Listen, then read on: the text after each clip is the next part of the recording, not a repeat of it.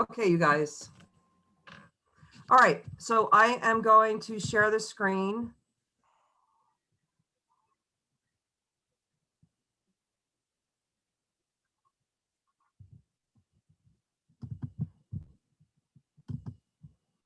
Okay, so we're in the trusses, and what I'm doing is we're going to the little thing called zero force members. Okay, everybody, zero force members. And so I'm just going to pull it up. Okay, can everybody see my screen?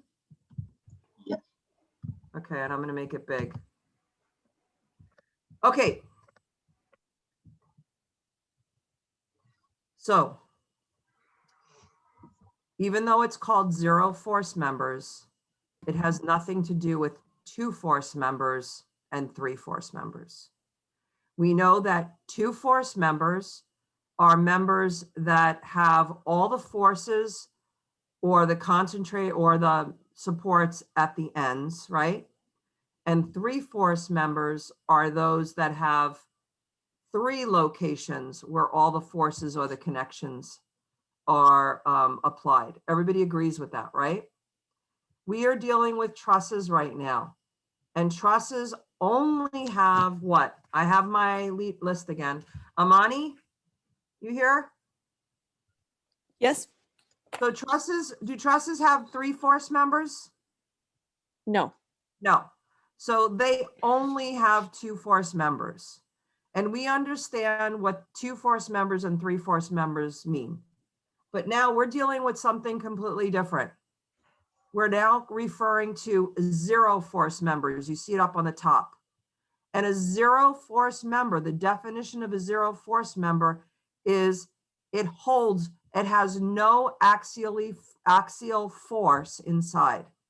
And we're going to talk more about that. Well, you probably like the big picture first. No, we're going to go into the details and then come out for the big picture. So, Angel, what do we know about two force members? Two force members have two locations at which they're being forces applied. Correct. And what does it tell you about the loading that's in a two force member? I don't think I understand the question. So if you draw, if you're drawing a pin, if a two force member has a pin at each end, ordinarily you would draw an AX and AY and a BX and BY, right? Mm-hmm. But instead, what do we know about the force that's on a two force member? Well, they are equal and opposing, right? Right. And what's the direction of it?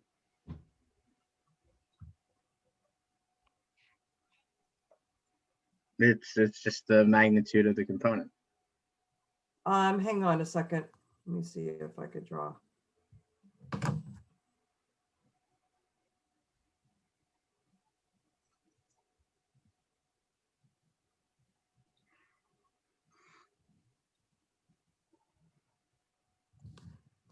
Normally, does everybody see that?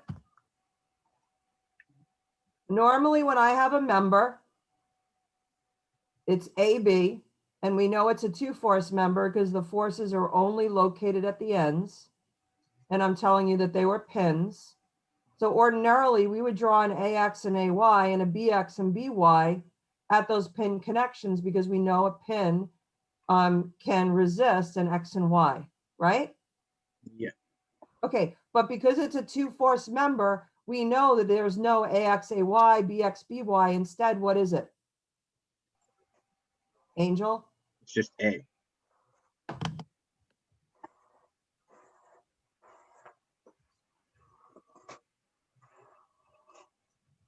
It's just A and B. Right. Instead of drawing the four unknowns, we know that the load goes through the member. And I could draw it going towards the member, or I could have it drawn away from the member. But so four unknowns turn to only one unknown, right? Angel? Yeah. Okay. All right. So we know on two force members, the force goes through the member. So there are times members that hold no load. And Jason, I know you're already ready to ask a question about this. We're going to talk about what that means in a little bit. But when a 2-force member is a 0-force member, it means that AB equals 0. So a 0-force member is a member that holds 0 load. Angel, got it? Yeah. Okay. Got it. So what I want you to do is take a look at rule number 2. Okay? It says, when 3 members form a truss joint, so what we're doing in both of these cases for 0-force members, rule 1 and 2, we are only looking at a particular joint. And Bon, you're going to be on soon. When 3 members form a truss joint, Bon, do you see which joints have 3 members coming in at it? It looks like at point D, there's ED, AD, and BD. It looks to me at D, there are 4. Oh yeah, and there's CD too. There's 4, right? At A, So at A, there are 3 members coming in, and where else? at B, At B, there are 3 members coming in. So when you have a joint that has 3 members coming in, where 2 of the members are collinear, remember they're along the same line, and a third one forms an angle with the first 2. So now, Bon, zeroing in, you said joint A and joint B were both joints that had 3 members coming together. But now you know 2 of the members have to be collinear and the other one forms an angle. So which joint shows that? B. B. Okay. So at joint B, there are 2 members that are coming in that are collinear and 1 that's going at an angle to the first 2.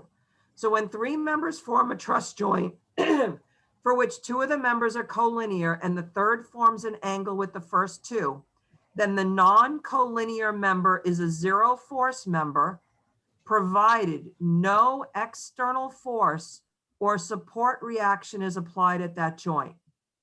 So what are they saying, Bon? At joint B, where 2 are collinear and 1 is non-collinear, if at B there are no external forces or supports, the one that's non-collinear is a 0-force member and the other 2 are equal to each other in magnitude. Okay? So the two collinear members have equal loads.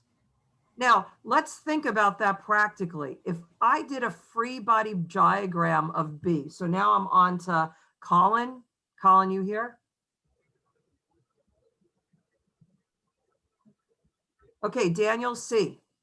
If I did a free body diagram of joint B, what would you do, Daniel?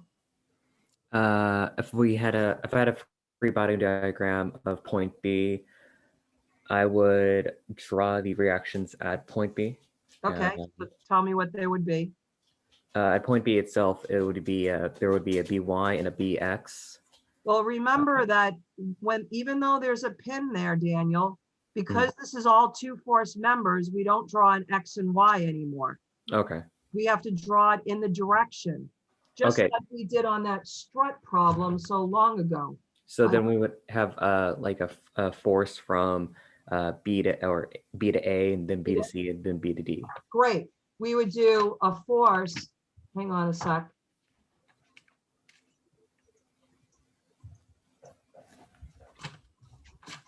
On all the frame problems, remember, whenever there was a 2-force member, we just drew the force going in that direction. Okay? Okay. Just like this problem that we looked at twice already, if I did this point right here, I would draw a force going off in that direction. So Daniel, you're correct. If we drew a free body diagram of B, and here it is right below, we would draw AB, force BC, and force BD. And why, Daniel, I wouldn't put a T on it. I would just leave it as AB, BC, and BD. But why did the textbook put a T on it? Aren't the beams, I'm just going to say some stuff. Aren't the beams being treated like tensions? Because at that point, there's a force that's pulling it like to the right and to the left, or to point C and to point A. Correct.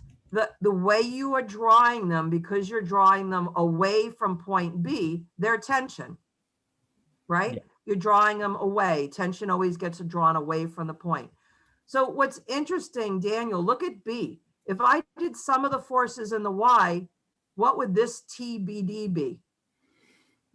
I mean, isn't that just a tension force? Yes, but what value would it have if I did sum of the forces in the Y? What would BD be equal to? Wouldn't it just be 0 because that's the only Yes. force that we have in the Y? That's correct. So whenever you have a joint where you have two forces that are collinear and you have a force that's going off at an angle and there's no other reactions or external supports here, it is obvious when you draw this free body diagram that BD is 0. But we don't have to draw the free body diagram. We could follow rule 2. We say rule 2, BD equals 0. Okay? Got it? Okay, Daniel was- Hall, what, question? Wait, was there a rule 1? Yeah, but we didn't do it yet. Oh, okay, cool. I went backwards. Okay, Daniel Hall, you here? Danny, Yes. okay, Danny. Take a look at this now. We looked at joint B. We found BD equal to 0. Is there now a joint that potentially only has 3 members on it, where 2 members are collinear and one's off at an angle? Would it be D? Yes, you guys, is everybody paying attention to this? Once you look at joint B and you say BD is equal to 0, now you could look at joint D. There are 2 collinear, one off at an angle, and Danny, what would you say is also equal to 0? Hmm.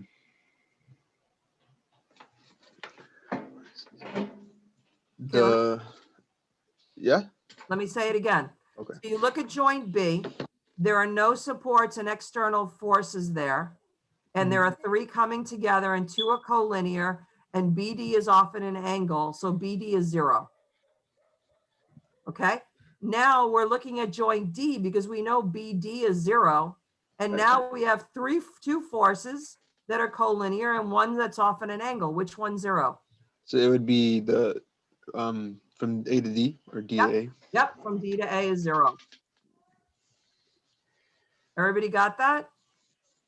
So from D to A and D to C, it's 0. D to A and D to B is 0. Okay. So the key is you have to look at the joint. When students look at anywhere else, they get confused. You find a joint that has 3 members, and the only ones that have 3 members are A and B. Well, A has a support at it, so it doesn't count, and it doesn't have 2 forces that are collinear, so it doesn't count. But B has no external support, no external forces there. It has 3 members, 2 are collinear, one's not. BD is equal to 0.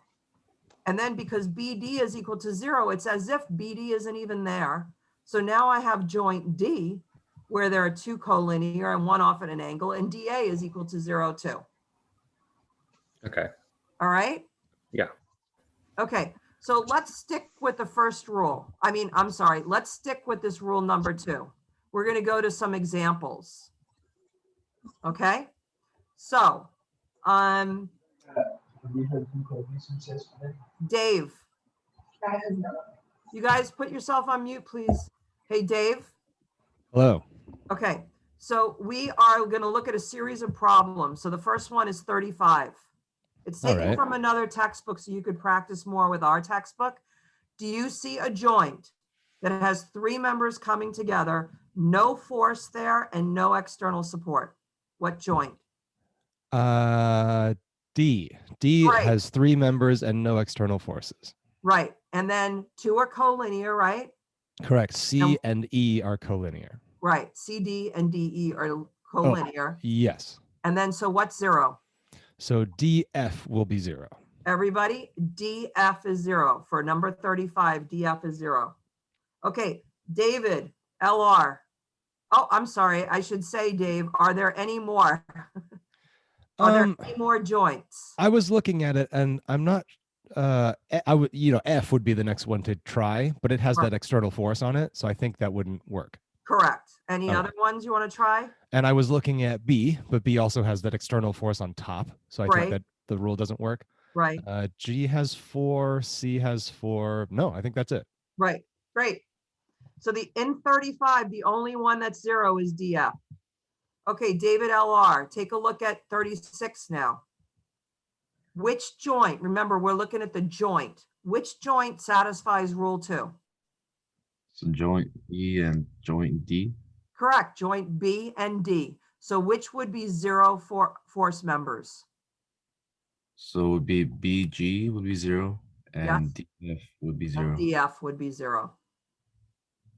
Any others? No, the others have external forces or more than 3. Correct. Okay, Edgar, you're on. Number 37. So where do you see, which joint do you see rule 2 work at?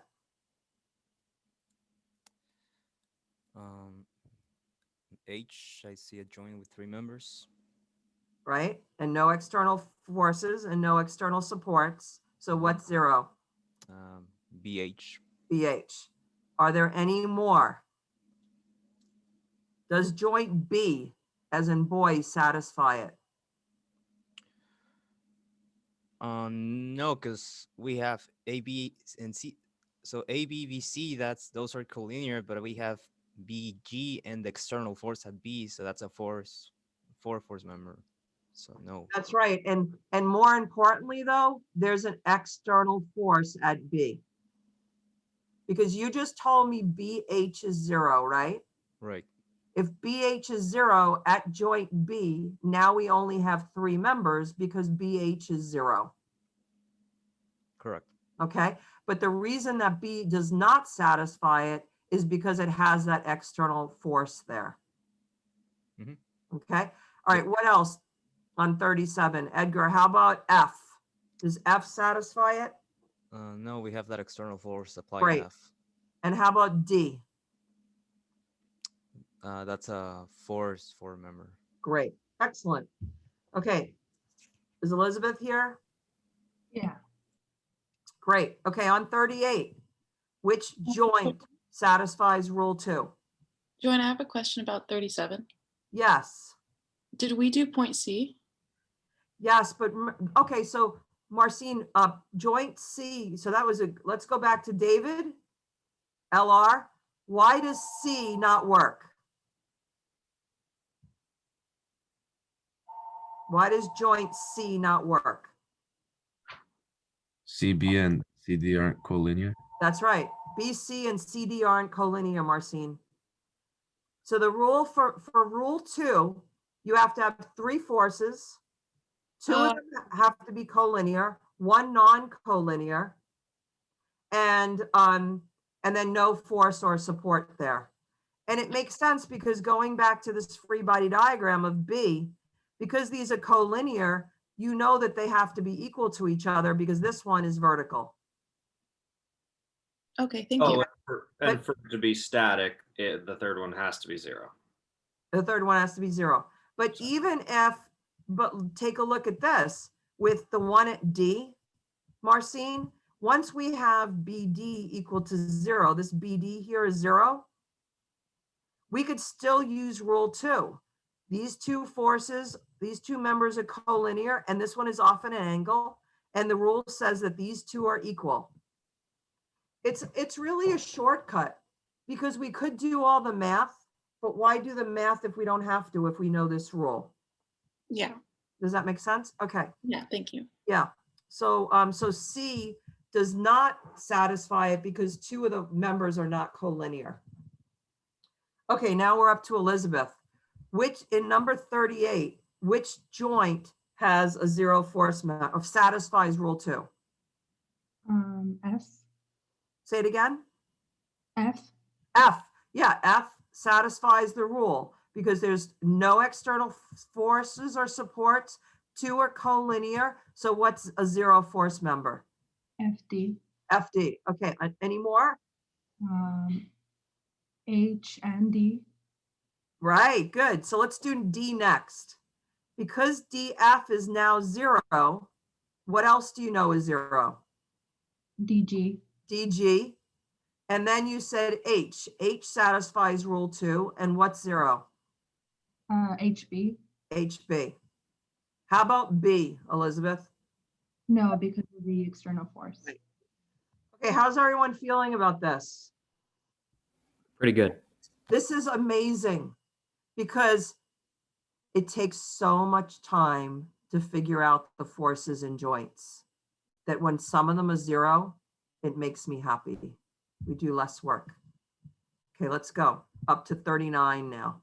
So we're on Eric. Eric, you here? Yeah, good morning. Good morning. Okay, we're looking at rule 2. What joint has rule 2? H and F. Great. And what does it lead to? What are the 0 force members? HB and FD. Okay. And so when BH is 0, when you deem BH to be 0 and you deem DF to be 0, is there another one that's 0 now?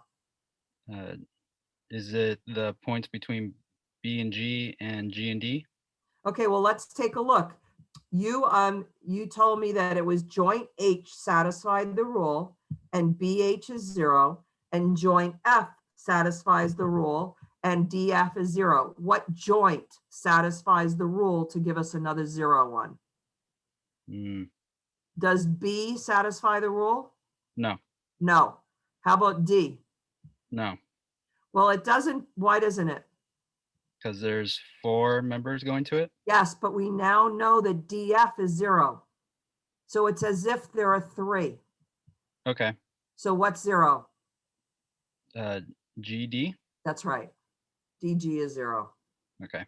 So what I do, you guys, on my scrap or on the problem that's given, I put a line, I put a circle. Everybody take a look at the screen for a minute. I put a circle, a 0 at DF. I put a circle at BH, and I put a circle at DG, so I could remember which one's a 0. Okay? All right. Number 40, so we're on Gerardo. Do you see a joint that satisfies rule 2? B. Okay, B, you're on 40, right? Yeah. Okay, look at B. How many joints, how many members are coming in at that joint? 3 or 4. I see 4, so it doesn't count. Give me another joint. C. C.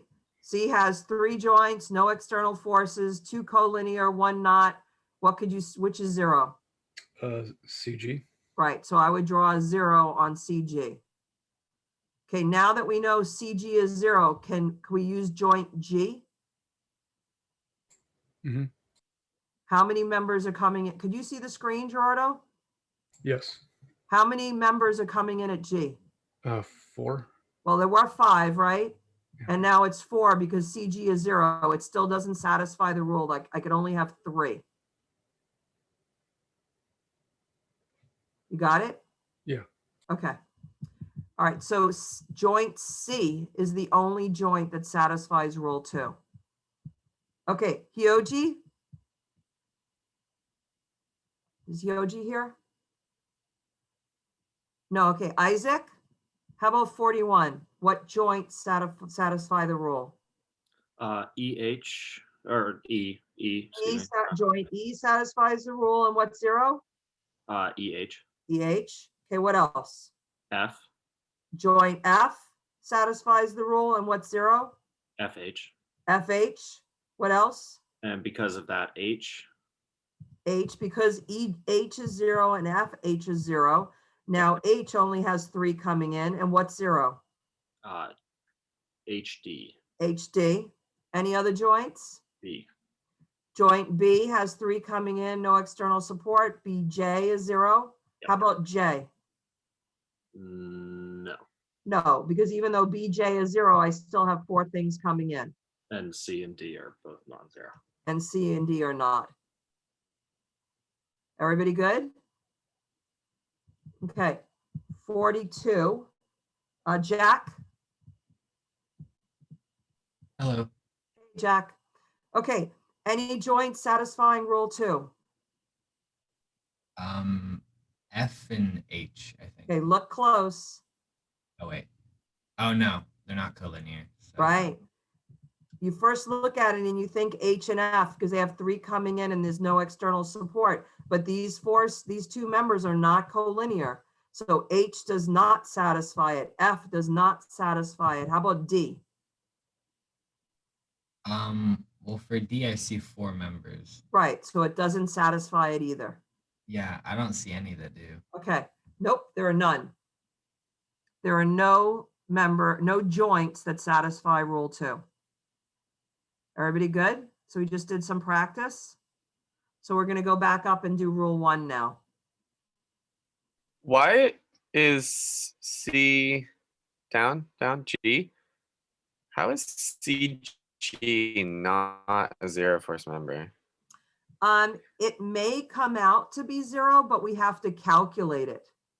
We have to calculate it by one of our 2 methods of trusses. We cannot determine it's 0 by one of these 2 rules. Yeah. So the rules are just making it easier by eyesight to see some of the members are 0, but we could possibly have a 0. Okay? Okay. Okay. All right. So back to rule 2, if I have a joint, again, you have to look at the joint. What joint satisfies rule 2? And on this problem, this example, joint B satisfies that problem because there's no external loads, there's no support. 2 are collinear, 1's non, and BD is 0. Once BD is 0, then joint D satisfies it. 3 members coming in, no external force, no support, and AD would be equal to 0. Okay, now we're going to learn rule 1. Okay, rule 1, and we're up to Jason. Rule 1 says when only 2 members form a non-collinear truss joint. So again, we're looking at a joint. When we have a joint where there are only 2 members and they're both non-collinear and there is no external load or support at that joint, then both members must be 0 force members. So in looking at this schematic here, which joint satisfies rule 1? Looks like C. C. And then what is 0? BC and CD. BC and CD. We'll talk about the realistic thing in a little bit. So now, everybody got that? Wait. What? What? Like wait. What do you mean? Well, if members B, C, and CD had weight, then they certainly Oh, would yeah, not yeah. We'll be talk 0 about them force. in a little, but trusses, we just chooses weight. We'll talk about the realistic thing in a little bit. First, I want you to know the rules. Okay, so let's go down to these examples now. So Jason Lee, in 35, is there a joint that satisfies rule 1, which states a joint that has 2 non-collinear members coming to it with no support and no external loads? Jason Lee, are you here? Okay, Jordan? Yeah. Okay, Jordan, is there a joint here that satisfies rule 1? No. Great, how come? A and E have supports and Great. C has 4 things. Excellent. Okay, 36, Laura. Are there any joints here that satisfy rule 1?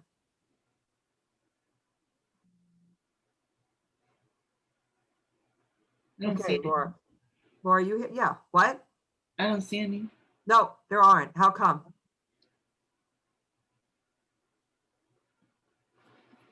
The only joints that have 2 members are A and E, right? And why does the rule not apply to them? Because they have supports. That's right. Okay, Liam, 37. There are none. Great, same kind of thing, same problem. 38, Luis. Is Luis here? Okay, Mackenzie? Mackenzie here? Marcine, any rule ones? No. No, same thing. All four of those problems, the only joints that had two members that are not collinear had supports. Yeah. Okay, Maria, how about 39? 39. That has three members, that has a support, that has a support. I don't see any either. Right, same thing. Okay, Matthew, how about 40?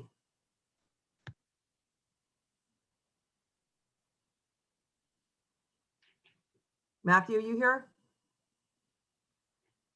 Myra? At point A? Point A, great. Because it's a joint that has two members with no external support. So what's 0? A, B, and AH? A, B, and AH. How about E? It has an external force. Has an external support.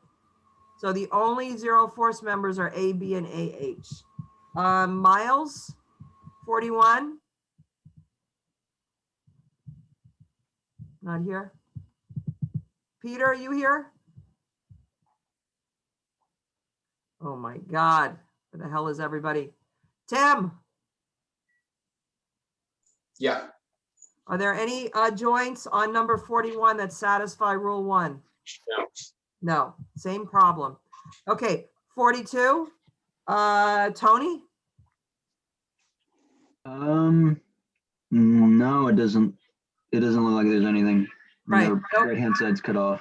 Right, good. And actually you could tell there's a ground here. So it's probably, what do you think that support Yeah, it's probably is a right there? support. Yeah, everybody look at this problem. It's cut off, right? So that's a problem. You can't see it, but there's a pin on the left. What do you think's on the right? Tony? Hey. Probably another pin. What? No. Come on, try again. Jason, be quiet. A roller or something. The I don't know. roller. Why do you think it's a roller? It's been pretty consistent with that so But far. why is it consistent? Why do we have a pin on one side and a roller on the other? Always, almost always. It's, I don't know the answer to that because we Okay, feel well, like it. I'm gonna walk through it. Okay. How many unknowns are in a pin? 2. Right. How many unknowns are in a roller? Oh, 1. I see. Right. How many equations do you have in a 2D body that has no friction? 3. Right. So if there's 2 unknowns at A and 1 unknown at the other point, you could solve this problem. It's a determinant problem. It's not indeterminate. That's why you tend to see a pin and a roller because there's only 3 unknowns. Okay. When you have 4 unknowns, you have to get another body. I have a question about that, Joanne. Yeah, Maria.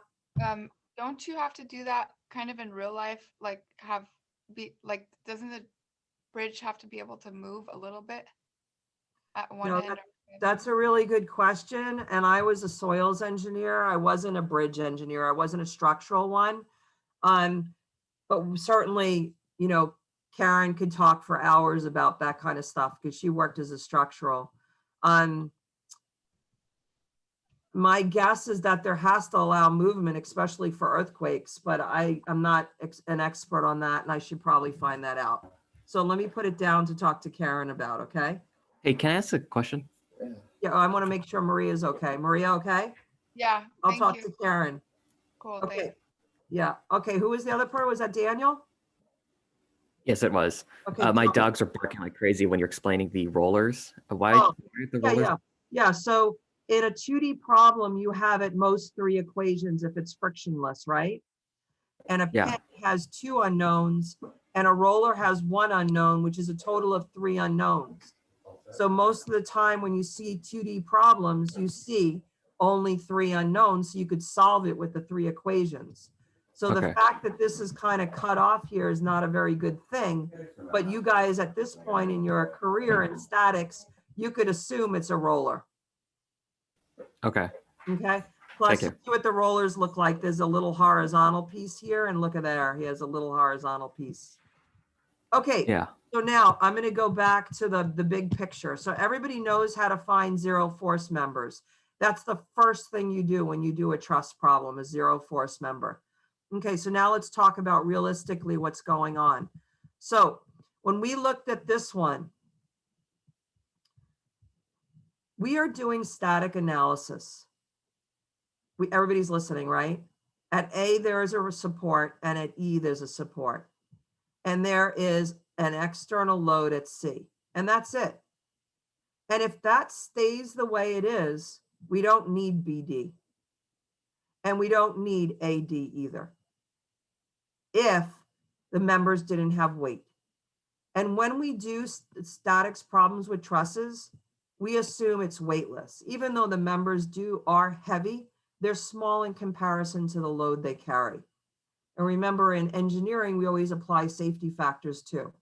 So when we do truss analysis, we assume the members are weightless. Okay? But in the real world, they do have weight. And in the real world, more importantly, loads change. You might analyze it with an external load at C, but during the life of the structure, it's quite possible some other loads are going to go on it. Somebody's going to bungee off the bridge at a place that there wasn't supposed to be an external load. Somebody bungees on member AB, right? And that's putting a dynamic load, not even a static load, right? Dynamic, they jump off the bridge and they put their load on it. There's a lot more energy. So the reason that in truss analysis, you could assume that there are 0 force members and we're going to claim they're 0. But remember, they really aren't 0. They have to be there because of the rigidity that's needed, because of the weight, and because of not only knowing where the loads are going to apply during service. Okay. Now, in this situation, what do you think about this situation? BC and DC. Oh, wait. Yeah, okay. In this situation with the load here on B, BC and CD don't need to be there. And if you look, when you walk down in a city, look at all the signs that are suspended from buildings and look what the shapes are. You don't need a triangular shape. These two things are not needed. You could put your big old sign here for your shoe shine place, right? You don't need these, okay? But they will hold weight because they do have a weight, but they're more put in for aesthetics. I mean, take a look at one of the examples we have down here of 40. There's no load here. With no load, we don't need AB or AH, but it would look pretty funky because it's not symmetric. But it will hold weight because it has its own weight, and somebody might put some loads on here, but you don't need it. Everybody good? Okay, I'm going to stop sharing for a moment. I'm going to see are there any questions on Rule 1 and Rule 2? Okay, so on the homework, when you're doing the truss homework, there are 2 truss homeworks. The first truss homework, half of the homework are finding 0 force members. Well, I should say half the problems are 0 force members. It doesn't take you half the amount of time. The other problems that are more lengthy. But the first homework set in trusses includes finding the 0 force members. And then every other truss problem that's much longer, there quite possibly could be a 0 force member in there. So always look to see if there's 0 force members and mark them. And then you don't even have to draw them anymore in the free body diagrams. Okay? All right. So now we're going to go to something that's referred to as method of sections. And we may just get to talk about it before the quiz and not do a problem yet, but let's take a look at a problem. So I'm going to share the screen again. And I'm going to lower this. Again, it's in the truss class. And here is the problem. And initially the problem had you put some weight in it, and we'll talk about how we would do it differently later, because I think it's really, there's something called tributary area, that you start learning when you do design, surface area design, then I could talk to you about. But for now, we're going to just look at this as if there wasn't a weight in here. So let's take a look at this problem. It's like a frame problem.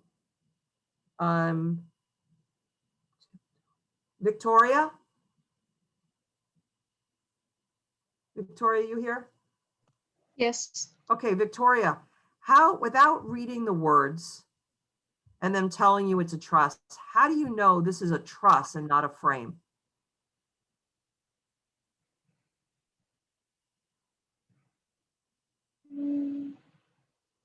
I'm not sure.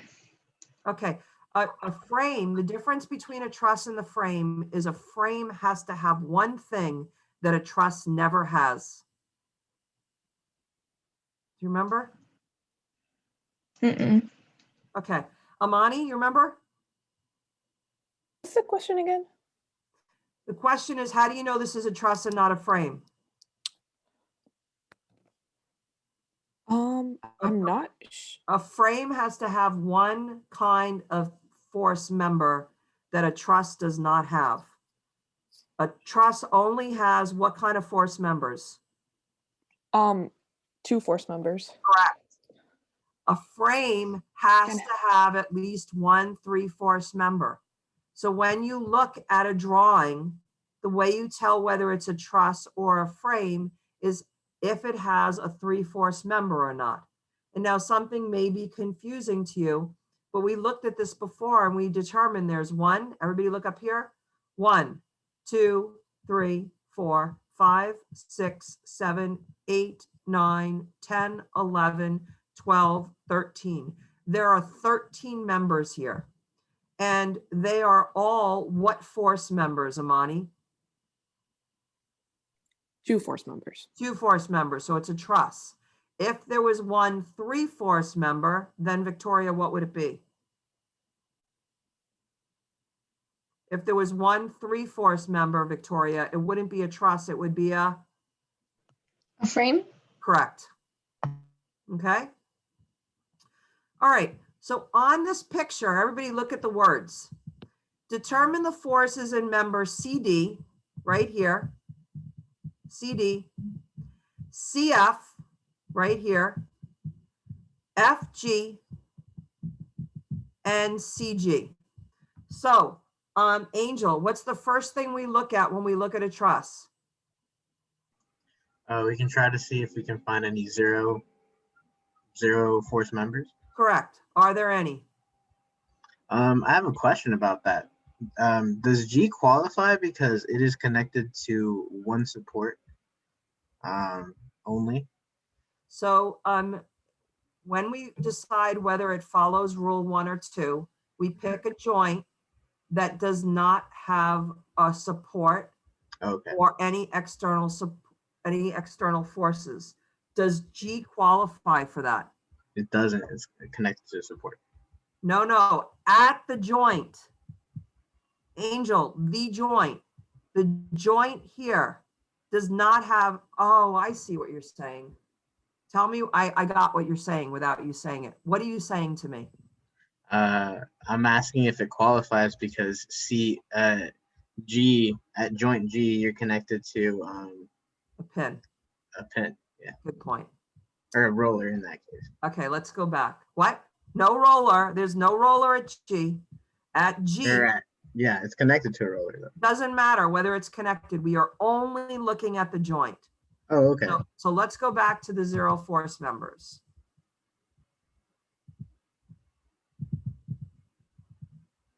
So at B, there is a pin or a weld that's connecting them, but there's no main external support. So I guess I need to add that in there.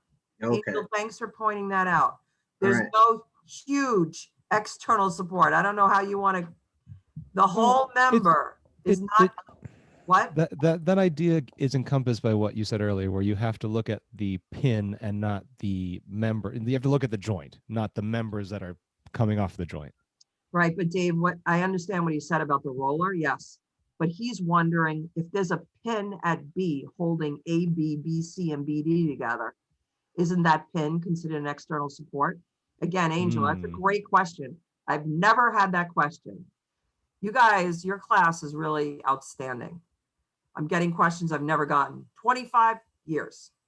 Okay, so yes, there is a pin there, Angel, but that's not the supports we're talking about. For zero force members, we're talking about the main supports that connect the whole truss to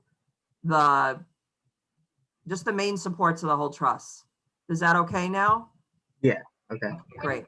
Wouldn't another way to explain that would be like, because that pin at those connections, that pin at B is an internal force. Like if you were to draw a free body diagram of B, then the pin would be an internal force.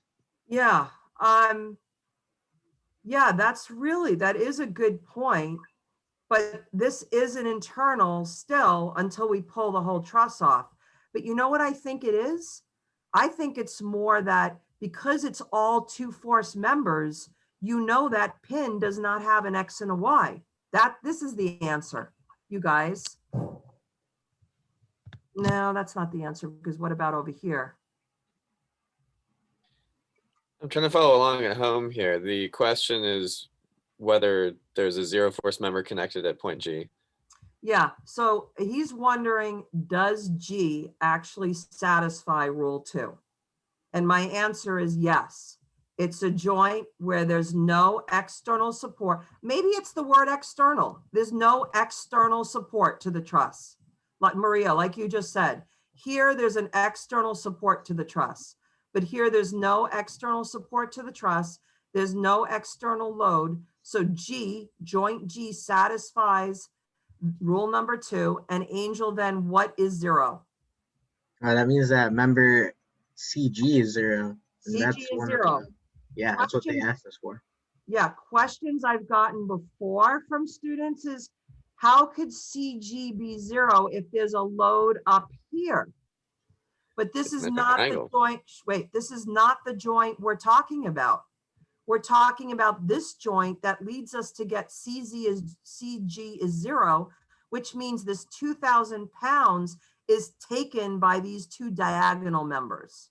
Oh, that's pretty cool. So if we're looking at the same problem, but we didn't have the diagonal members and we still had the external force, we wouldn't have a zero force at CG? Okay, so you're saying that if CH was not here Yeah. and CF was not here and G Yeah. had no load, this thing would collapse. Okay. Because there's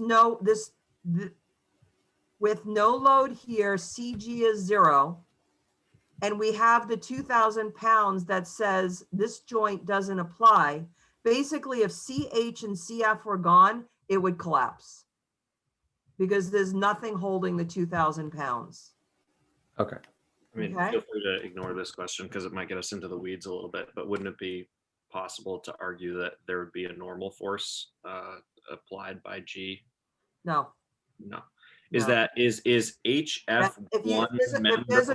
If there's a normal here, there's an external load there. Well, is HF one member or is it really actually No. 2 members with a pin? Isaac, how many members are here? We just counted them. 3. Count again. How many members in this whole thing? Oh, and the whole thing? Yeah, 13. 13. Yeah. Trusses, we do all truss analysis by saying everywhere there's a connection, it's a new member. And and that's also how like real trusses are built. Like We're not going to talk about that. Got it. Okay. All right, going back to the problem. We have to find 4 of these forces. The first thing we did is found that CG is 0. We just did it. We finished it. We found CG is 0 in 2 seconds. Well, we talked a lot about it because we're talkers, but we now know it's 0.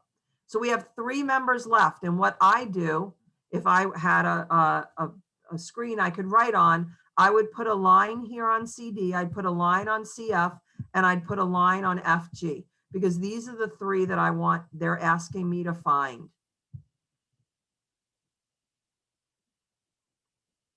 So a question for you. what was our first step in frames? What did we analyze first? And wait, who are we up to? Bond. When we analyze frames, what free body diagram did we always analyze? It was the first one we always analyzed. Well, we looked at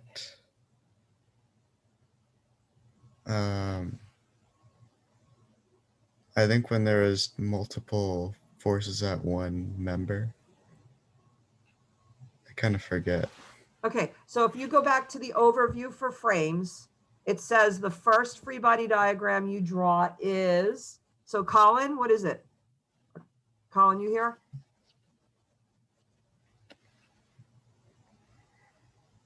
Daniel C. In Yeah. frames, what was the first free body diagram we analyzed? Wasn't the whole body? The whole body. Okay, so make a mental note of that or put it on a cheat sheet for frames. And I could be asking you frames on the interview. Frames, the first thing you do is you take the whole truss, or sorry, the whole frame away from its main supports and find the main supports. That is the first rule. The second rule in trusses. First rule in trusses, find the zero force members. Second rule, find the, do the free body diagram of the main structure.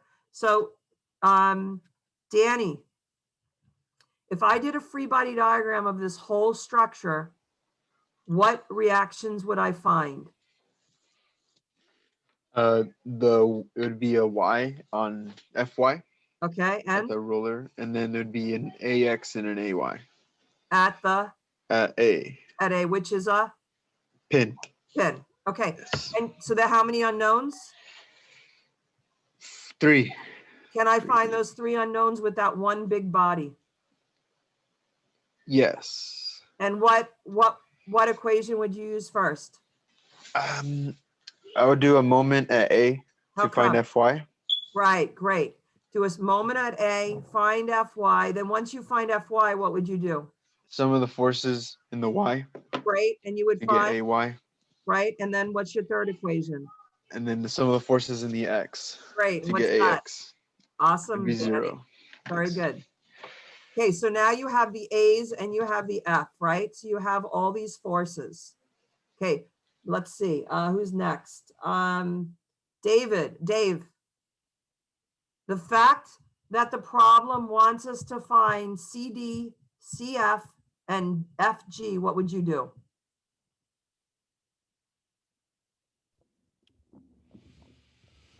We would need different free body diagrams. So maybe we would do specific members. Okay. How about if we do different members?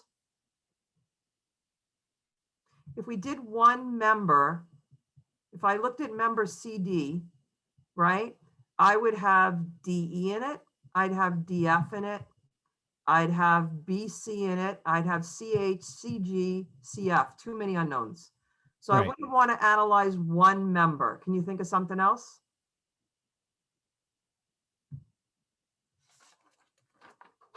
Oh, are you allowed to cut it up any way you want? Could we Yep. do like shape CGFE, something like that? Or Yeah, you can cut it up any CGFD? way you want. Ah, So okay. now think of the unknowns that were initially AX and AY and FY were unknowns. All the other unknowns in these members are not known still. We only know the A's and the F. How would you want, did you say break it up? How could we make CD, CF, and FG external loads? Ah, okay. So our shape could be ACGH, like that Excellent. first half.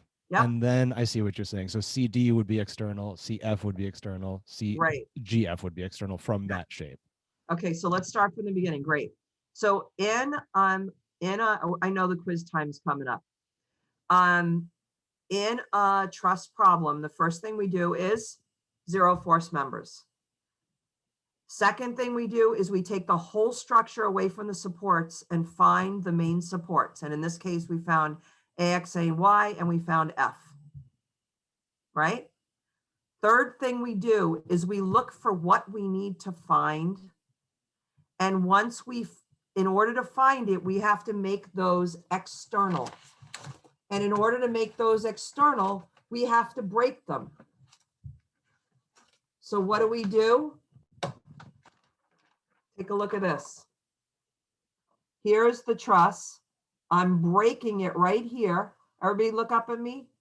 I'm shaking the truss. I'm breaking it right here. So these three members become external, and I'm going to analyze this. Can everybody see the picture up there? I'm analyzing one half of the truss, either the left or the right. So David LR, notice by analyzing the left side, don't do the problem, you guys, just concentrate on this. We're going to do it on Thursday. We have to move into the quiz. David LR, take a look at this. In order to deal with this free body diagram, did we have to know what AX and AY were, or did we have to know what F was? We had to know what F was. Well, take a look. I took the left side, right? Yeah. Wait, I'm sorry. I don't want to read it backwards. Yeah, this is A. I'm sorry, it doesn't say A. This is point A. I decided to analyze the left side of the truss, which means I really only needed to find AX and AY. Okay. But we would have found FY anyway. All right. So what I did here is I took the truss and I broke the truss in the spot where the members that I need to find, so I can make them external. And this process, David, I'm going to have you keep going. How many unknowns do I have now? 3. 3. It's a 2D body. Can I find all 3 of them? Yeah. So how many bodies do I need? Just 1. Only 1. I already did a free body diagram for the whole structure and found AX, AY, and FY. And now, because there's only 3 unknowns left and they're all in a line, I could cut that truss. And now I have a free body diagram with only 3 unknowns, and I could solve all these like this with only 1 more free body diagram. I solve them and that's it. Okay. And we could pick points to do moments about, to do really interesting and quick problems. And we'll do that on Thursday. This, by the way, is doing truss analysis by method of sections. It's called method of sections. Method of sections. So I'm going to go back to the module. And is everybody with me? So we looked at the 0 force members. On Thursday, we're going to do 2 problems. We're going to do one by method of sections, and one we're going to do by method of joints. I haven't talked about method of joints yet. Take a look at your homework, you guys. Homework 23, the truss homework for 23 is 0 force members and method of sections. And then when is that due? The 12th. I have to make it due later because we didn't cover doing the whole problem yet. But you know, you guys could do it. No, don't do it yet. Don't do it because I want to show you tricks on how to solve it fast. But actually, let me just tell you fast. Who's up next? Edgar. Yes, Can you see this pretty well? I can see it. Give me one equilibrium equation to find one of those members. Some of the moments at the joint C. At joint C, cancels these 2 guys out, and the only forces, the only unknown force is going to be, what is that, GF? GF, yes. Correct. Once you have GF, what would you do then? Some of the forces on the X. Okay, but the sum of the forces in the X are gonna have 3 unknowns in it, right? Oh I yeah, mean, yeah, sure. 2 unknowns. What do you want to do? On the Y. Sum of the forces in the Y. So you guys, everybody look at this. If I did sum of the forces in the Y, I could have found this one. And if I did sum of the forces, sorry, sum of the moments about C, I could find this one. And then I do sum of the forces in the X to find this one. And then I could do some of the moments about any point to check. But I want you to see this. This one was an easy one. Take a look at this. If I extend this force down here, what is that force called? CF? If I extend it down here to an imaginary F point, and I extend this force, FG, to the imaginary F point, I could also solve for the moments about F. Because these two, even though it's off the picture, let me just draw it.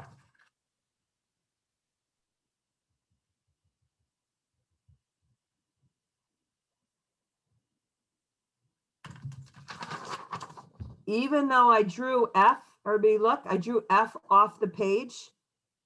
This force goes through F and this force goes through F. So I could do some of the moments about F and get this. Everybody get that? That's the trick. There are times you're going to find it's easier to do some of the moments about a point that is off the truss, but that will cancel out 2 forces. You guys could totally do this problem. All right, so wait, let me go. I'm going to open up the overview. Hang on, I got to move our faces.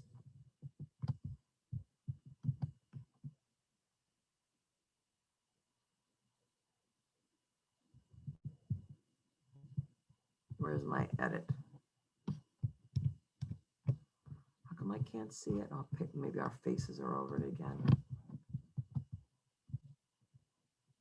Oh, it looks like I'm in it anyway. Okay, I must have pressed edit before. Okay, so you'll learn how to solve for forces in members of the truss. By the end of this module, you will learn about 0 force members, and here are the 2 rules, and you already have a picture of it. Process for determining forces. First, we're going to change the rules here.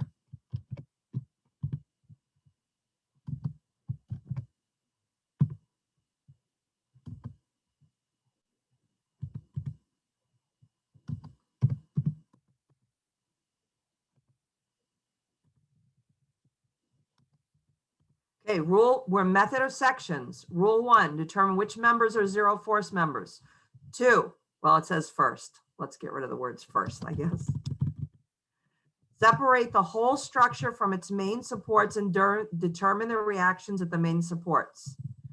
3, break the truss at the members whose forces are asked for. That doesn't sound right. Break the truss at the members whose forces are unknown. How's that better? Members in question. Members in question, members are unknown. If I use unknown, is that okay? Whose members are unknown. I think that's good, right? Oh, or maybe, no, not because they're all unknown, are in question. I think that you're right. That's better. Okay? How about are the unknowns in question? How's that? Okay. 4, using statics or rigid bodies, determine the forces in those members. Okay, wait. Break the truss at the member whose forces are the unknowns in question, and draw a free body diagram of that section. Of I'm going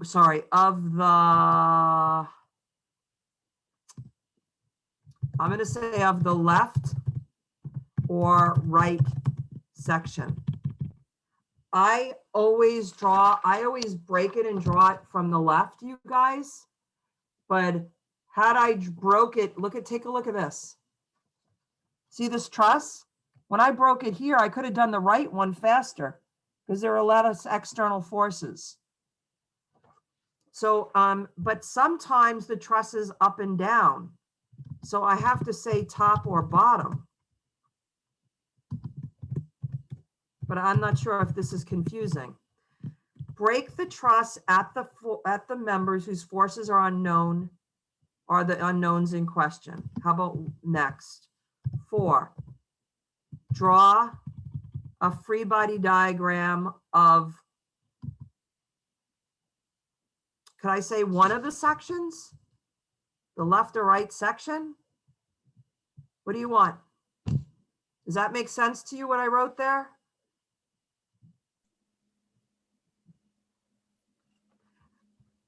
Draw a free, what, Laura? That makes sense. It makes sense to you? We could always change it.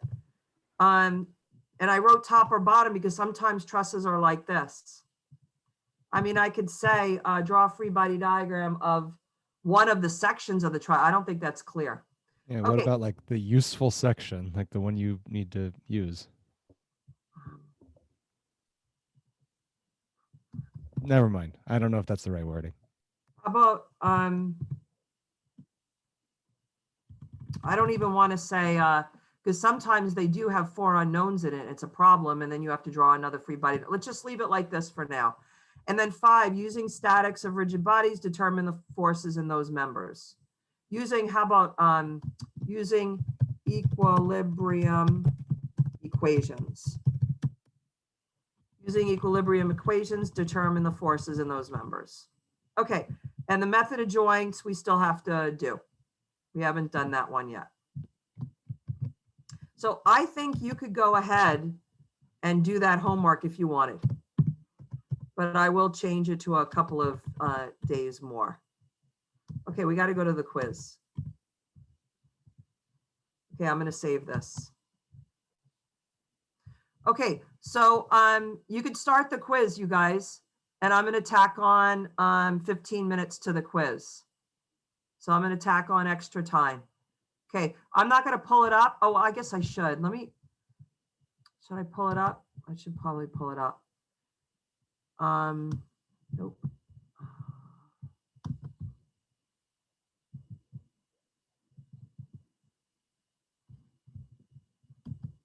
Here it is.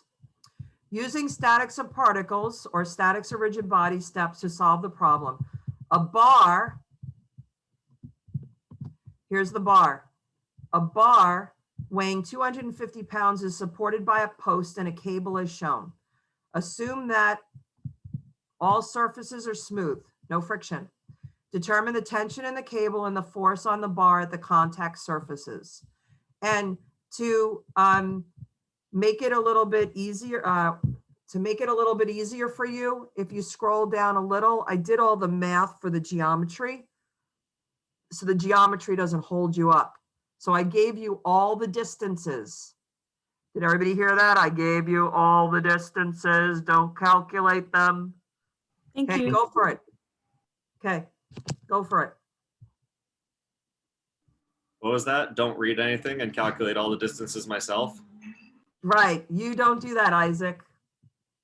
Okay.